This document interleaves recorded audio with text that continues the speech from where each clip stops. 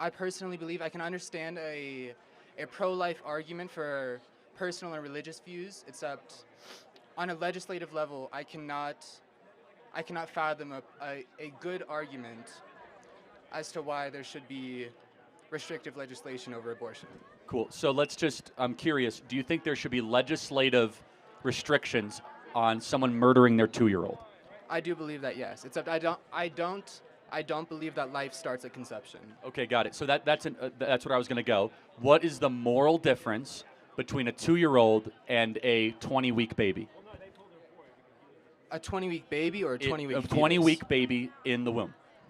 I believe And that. just so we're clear, fetus means offspring or little one and only refers to human beings. I believe that it's not an independent life. I believe that at a certain point in the womb, there's a point where the baby can survive without feeding off of the mother. Got it. So I have a 5-month-old baby at home. My 5-month cannot feed itself. I'm sorry? Somebody else could. No, when it's in the womb, nobody else can take care of that baby except for its biological mother. And why is that an issue? It's not an independent life. But it is independent because its own DNA, right? That's true, except it cannot survive on its own. It cannot survive in any way on its own. Well, at 21 weeks, it can survive actually on its own, and it has. And increasingly, 20. Right, so 20 or 21 weeks, our technology is allowing it to happen. Okay. But why is viability worth? For example, if someone gets in a car accident and cannot survive without a ventilator, should they be able to just pull the plug? They can't survive on their own. Do they have any ability to choose for themselves? No, they're quote unquote brain dead. I mean, well, we have do not resuscitates for that. What if you don't have a DNR on your driver's license? You would have to live, I guess. You would be forced into that. Except, I don't necessarily disagree. Wait, hold on. So our laws are default to force live. So then why would our laws not be default to force live for a 10-week baby or a 15-week baby? I don't think there's any independence. There is no freedom of a fetus or a baby. What do you mean by freedom? It cannot survive on its own. Right, but again, my 5-month-old cannot survive on its own. I keep on going back to that. Surviving on its own is a non-medical technical term. And so let's go back to at 8 weeks old, you have brain waves. At 6 weeks, you have heartbeat. At 10 weeks, they can feel pain. At what point is that not a human being? At what point is it a human being? You tell me. I don't think anybody knows. That's why I don't think Well, there should our be position legislation. is that it's a human being at the earliest possible point of development when your DNA is formed. So you, as you are right now, are still developing. How old are you? I'm 17. So you're 17. Your brain will not stop forming till you're 25 years old. And so when you were conceived at conception, that begun the process of development. And as long as that process largely goes uninterrupted, you become a full adult. I am not biologically dependent on anybody for survival. I need people to But survive. you were at 6 months old. No. A fetus. But A 6-week fetus, if they're removed from the womb, they will die no matter what. There's nothing that can be done about that. Yes, but that does not diminish their moral worth. Under no other standard do we say just because you can't survive on your own, you are okay to terminate. That rule does not exist. So they'll say brain death. That's interesting. So brain death. Do you know that people that are quote-unquote brain dead, women, still have their periods? Are they really brain dead?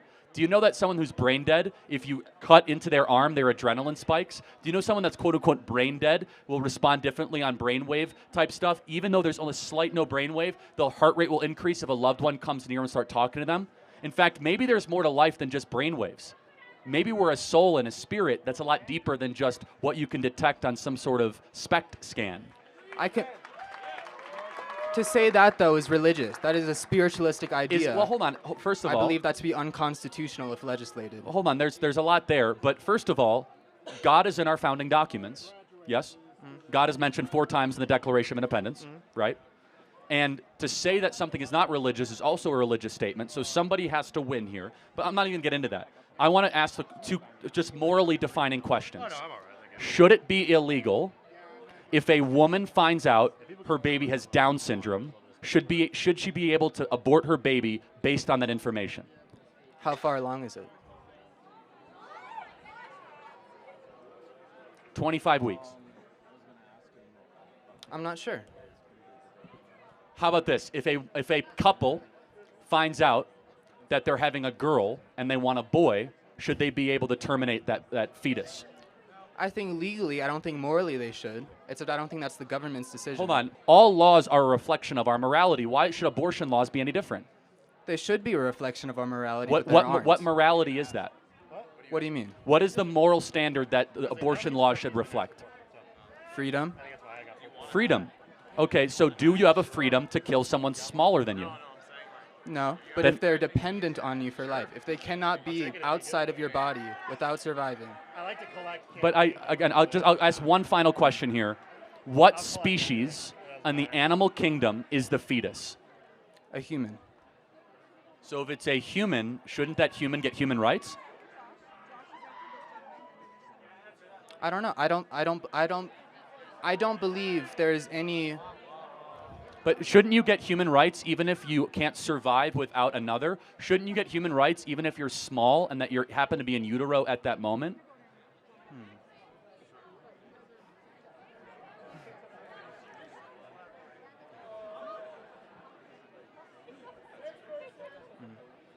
I don't know. I can't come up with a response to that. Well, hold on. It's fine. I want you to think about that, and I want Can you you to ask it one more time? No, yeah, I'm not trying to. It's not a gotcha here. Yeah, yeah. I'm literally because I said since it's a human being in utero, shouldn't that human get human rights, even though it's dependent on another? Because I feel children don't have the full human rights as an adult. Well, hold on. They do have life with the They do have protection of life. but they don't have the same human rights as an Of adult. course not. But they Their are. parents make decisions for them. Yes, but it never is it morally permissible to be able to terminate a child or rape a child or steal something from a child. So the moral standard does not go away. What you're getting at is they don't have the privileges of adults, but they have the same rights as adults. Abortion we have carved out in the Western moral standard where none of our other morals apply. We believe that all these things are wrong for grown adult humans, but not for small humans. We think that small humans that happen to be temporarily located in utero don't get that. For example, size should never determine your moral worth. Location does not determine your moral worth. People in Flagstaff don't have more human rights than people in Cincinnati. Your environment does not determine your moral worth, nor your degree of dependency. If degree of dependency determines your moral worth, all of you guys that are asking your mom to Zelle you more money or asking your mom to send you more cash to pay your cell phone bill, you're all dependent on your parents. The point is this: we do not judge whether or not you can live or die based on your degree of dependency, your size, your location, or your environment that you're in. Human rights are equally applied to all human beings despite those factors.